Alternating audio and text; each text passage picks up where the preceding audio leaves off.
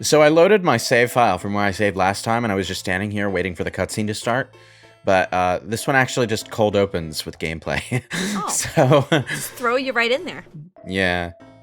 Like, for a moment, I thought I'd accidentally skip the cutscene, but no, this is just how this chapter starts. So it lets you save, and then the second you start, there's a Luna P right there. Yeah, and then you start finding treasure chests just on the way. Ooh. There's some Some cologne. Okay. So, Sailor Venus's story is slightly different from the others in that she gets her stone immediately at the start of her chapter and spends the entire time trying to get out of this place. Huh. And it's kind of funny because the villain is still looking for the stone the entire time, not realizing until the very end that Venus already has it. No, Venus treasure chest. But make sure you collect all the treasure chests in this room before leaving it, because the moment you try to walk back down the hallway, you fall down a hole. Because, of course, every one of these solo chapters has to take place in a goddamn canyon. In some facets, this game is groundbreaking. It's pretty graphically impressive. Mm-hmm. The voice samples are nice for the SNES. You said groundbreaking, and she falls down a hole. But in other areas, the game feels oddly like a cheap RPG Maker game. It's a bit weird. Like, this is the kind of dungeon design. No, you know what? That's not even giving those games enough credit. I was about to say this is the kind of dungeon design that I would expect from a Dancing Dragons games title, but like, no, actually, they do dungeon design better than this. Quite a bit better. Anyway. Oh. Perfectly round hole. Oh no. I knew it. Quiet, Johnny Young Bosch. Do you want to guess what's at the bottom of that hole? Blackness. No. Artemis. No. Well, he is here, but... It just hasn't faded into view because Venus's eyes aren't open yet. It's a town. A very black because, town. of course. We fell into a hole There at are- the village at the bottom. There are a lot of hidden villages, and I guess it's implied that the reason these villages exist in these locations is because back in the day, during the Silver Millennium, the four kings of heaven made their, like, domains in these areas. But the only places where the game directly acknowledges this are, like, the Jadeite statue and the Zoisite. No, not Zoisite. Kunzite. Oh no, an endless temple here. Oh no, an endless parade of their Oh my Jupiter gosh. Sunfire here to court My Sailor lovely Venus. maiden. Okay, so we've landed in a village exclusively made of men, which is like 2 miles down the road from a village made exclusively of women. Ironic. So of course, the moment she lands here, she just gets crowded by all these guys who've never seen a woman before for some reason. There's only one pair of NPCs in this entire section that thinks outside the box and decides to meet up with someone from the other village. Oh my gosh. Of course, the only purpose they serve is to block a cave until the story deems it time to enter that cave.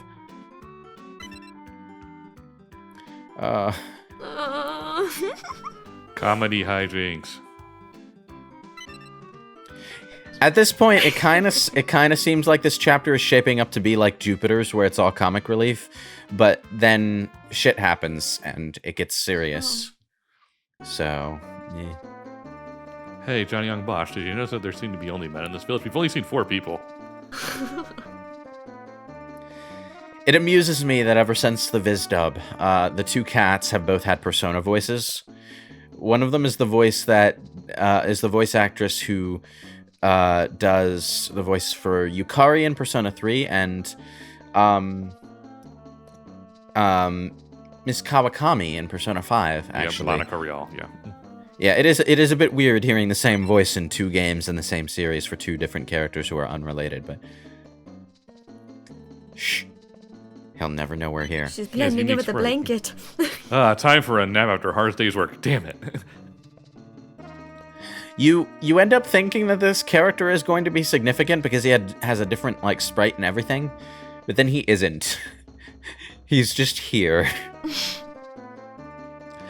I guess he has a different sprite because they want to convey that he's slightly more handsome, which is why Venus semi sort of plays along with him more than the others, but Dang, some pussy wound up in my bed. And a girl, too.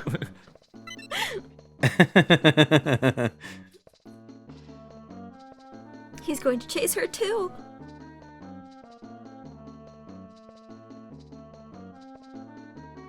The twist to the end of all of this is that most people in this area actually know who Sailor Venus is, because Sailor Venus and Kunzite used to spend time together here. Because it was Kunzite's domain, and Kunzite and Venus were in love in their past life. I was surprised that they acknowledged this in this game, because like the anime that this game spins off from doesn't even acknowledge that the four kings had a past life. Let alone that they were in love with the scouts. But, this is an interesting chapter from Venus's perspective because, it's the first time that, like, they go into this, and it winds up lending Venus an interesting perspective on the events, because she's going through it all like, wow, is this really all connected to my past life? And, like, I kind of remember this, but then I also don't. Feast. Anyway, this part of the game, I had to look up a guide to figure out how to get by it, and I cut out like 10 minutes of aimless wandering. The guide that I read online that told me how to get through this section called it, and I quote, the most loathsome part of the game. Oh, wow. You have to first go into the temple, at which point they will tell you that the preparations for the feast aren't ready. Maybe you should go talk to the villagers. And Artemis is like, yeah, there's no harm talking to the villagers now that they've calmed down a little. And Venus is like, yeah, okay. Guess what you have to do then? You have to talk to every single NPC in this village. Oh my goodness. Let's talk to some people in the town. You don't get to stop until Artemis says it's time to go to the feast now. Oh my gosh. And like, it's so hard to figure out who you haven't talked to because all the houses are fucking They're identical. Oh Also, my everyone gosh. looks like Sailor Jupiter's long-lost senpai. All the NPCs are the same except for Darcy, who you've already talked to, so that doesn't count. And then, and like, the ones outside, oh hey, this one's got a slightly different sprite. But all the ones outside are wandering around, so you're likely to miss one or two of those. And they all say the same thing, so you don't even know if you're talking to, A like, different one. Oh my god. a different one, yeah. Like, all the ones wandering around outside say, I hope you'll stay a little while after the feast or something. So I can propose to you. Yeah, a lot of them do imply that they're planning to propose after they feast. Feast. Feast.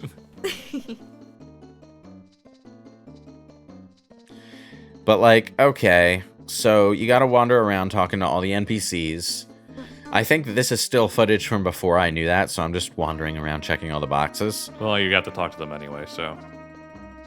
But I walked back into the temple like, oh hey, I found a puzzle piece. I walked back into the temple like literally 3 or 4 times before checking that guide. I didn't know where I was supposed to go or what I was supposed to do. You can't even leave the village because this guy stops you. And it's all around just a miserable part of the game. On the flip side of that, once the combat actually does start, which I don't think happens until next part, Sailor Venus is not particularly strong, so the random battles in this area can give you a bit of trouble. I recommend you grind before going into the keep, because the enemies there will kill you. The encounter rate is absurdly low in the keep, but the enemies there will kill you.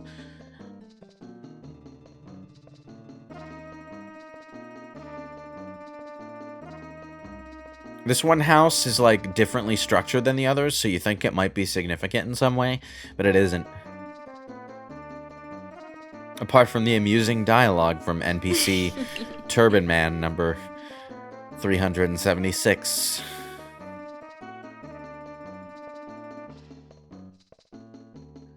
But anyway, it is kind of neat to be hanging around with Sailor Venus for a little while, because she's kind of like the original protagonist before Usagi became the protagonist. And in that sense, she's kind of got an interesting likeness to Usagi in a lot of ways. She's kind of like the Kaito kid to Usagi's Detective Conan. Similar, almost a mirror image, but different in key ways. A bit of the temple. I'm afraid preparations for the feast are still underway, Lady Venus. Perhaps in the meantime you should speak with the men in the village. Oh no. Oh, more. Why are either of you on board with this?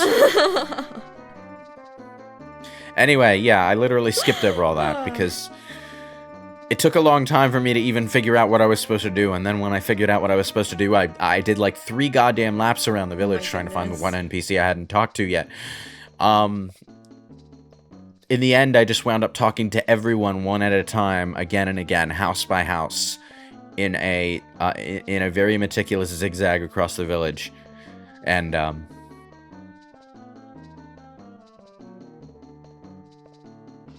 now, the other village, Sariel, is interesting in how insignificant it is in this chapter. It's another thing where I feel like they probably intended it to serve a bigger role in the chapter and then just wound up downsizing it. But like, you go to the village, talk to one person, and then you move on. It's like you're barely there. But it really just ends up serving as a waypoint to somewhere else entirely. Talk to everyone yet? Oh man, I bet this was such a long grind. I bet it was so tedious. Yes, yes it was.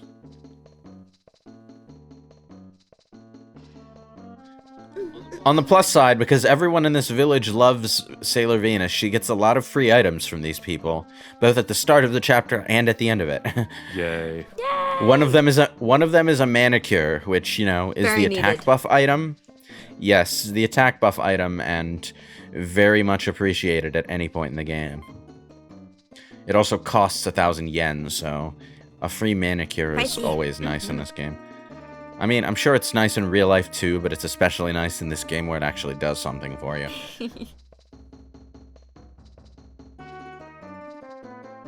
There are a few NPCs who don't try to hit on Venus, and I don't know, for some reason I just found that dazzling whenever it happened. It's like, you're the last sane man in an insane world, aren't you? Yeah.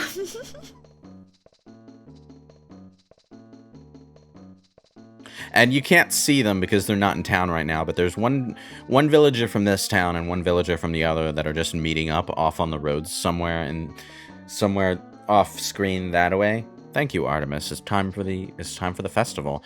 And like, they just wind up frozen in front of the cave entrance when stuff happens and shit gets serious. Don't have to, Time so you don't for a have to do that save. again. Definitely save. The only chance you have to talk to those two is at the very end of the chapter when you're about to leave. I would have liked to know more about their story. It sounds interesting. Going for the comedy music. The more I play this game, the more I realize it has a very limited soundtrack. Oh, Yeah. Also very limited animations. I'm pretty sure those two guys are supposed to be dancing.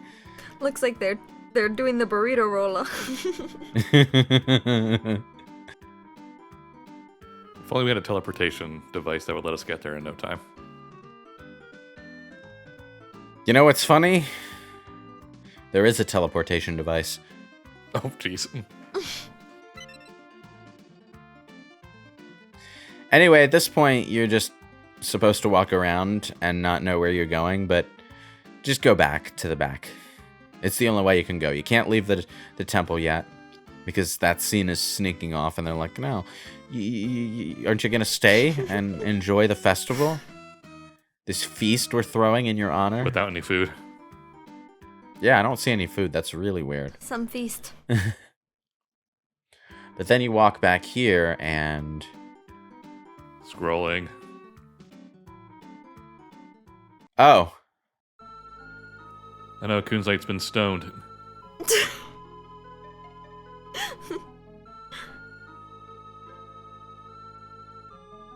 So, Sailor Venus's rival is this airhead, Ishtar, who's just like sort of a tag-along. Like Nabu had this whole philosophical disagreement with everyone else in the 30th century, and Lady Apsu scouted her out for that reason.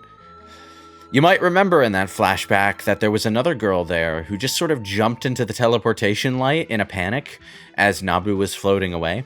This is that girl. She's literally there because she happened to be with Nabu at the time Apsu recruited her. She jumped into the light, and Lady Apsu was like, all right, we can take you along too. I mean, it makes us an opposite of Venus, where Venus was the original protagonist, and now she's just a worthless tag-along. Well, I wouldn't say that, because, like, when her character is being played correctly, she's kind of like the one who's got it together, at least as far as the Sailor Scout stuff goes. Because she used to be the leader of the Sailor Scouts in their past life. She was the one giving the orders. No, I'm talking about the Opposito character.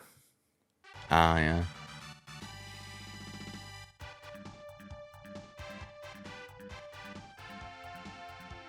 Of course, the first batch of enemies is absurdly weak, because this is the first battle Venus has the opportunity to fight in this chapter, and she hasn't had a chance to level up yet.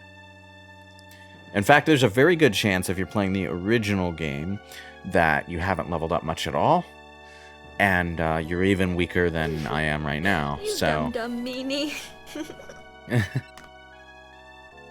She accidentally knocks Kunzite's statue out of alignment, and the result of that is a curse.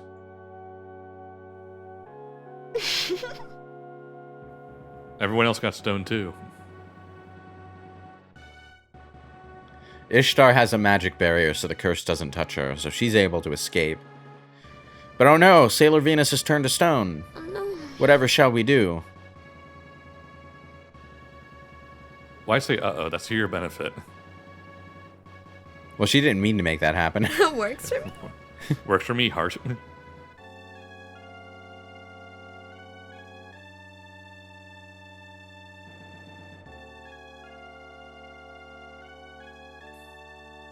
Yeah, it's too bad. You're never gonna find it now. It'd be funny if that's just where the story ended, because Venus got turned into stone, and she had the Kunzite stone on her at the time, so nobody could find it. But she just instantly turns back to normal. The reason for this is revealed a bit later, but Kunzite made sure that the curse wouldn't do any harm to Sailor Venus by accident. But the curse affected the entire village, because... I mean, these guys were pretty rock hard before, so... But the original purpose of the curse was to punish the villagers if they ever disrespected Kunzite's statue. Bit petty, but you know. Now we need to do something about that, because it turns out the curse wasn't very specific, and, you know, would just activate it if anyone accidentally disrespected his statue. Of course, he could have just rooted the statue to the ground so that a slight nudge couldn't, like, knock it out of alignment. That would have done a lot of good, probably. more scrolling. Yep, we're gonna be here for a bit because it decides to scroll across the entire village. You must Look look at at all every these- single villager. It's just the plot to Dr. Stone. They'll be fine in a few thousand years. Look at all these NPCs that were hitting on you 20 seconds ago and had no other endearing character traits or redeeming character traits. That would Or be more character traits at appropriate. all. The entire village is turned to stone, so nothing has changed then, huh? I like how they pan over to show the couple hiding in the corner there. Even though you didn't know that they were there at all.